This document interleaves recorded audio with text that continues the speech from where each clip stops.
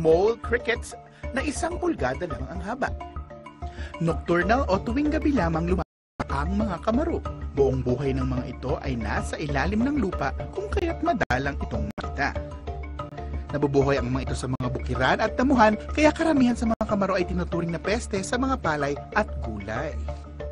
Tuwing Agosto at Setyembre lamang nahuhuli ang mga kamaro sa pamamagitan ng pagtibag ng mga lupa na kanilang tinitirahan.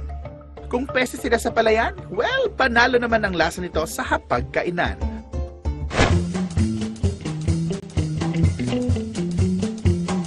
Ginisa ang tipikal na paraan ng pagluluto ng kamaro. Kailangan lamang ng katamtamang dami ng kamaro, mantika, kamatis, sibuyas, bawang at asin.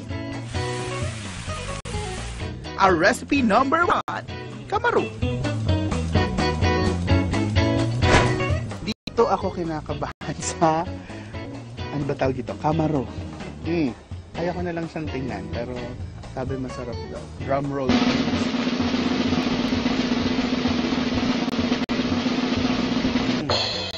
In fairness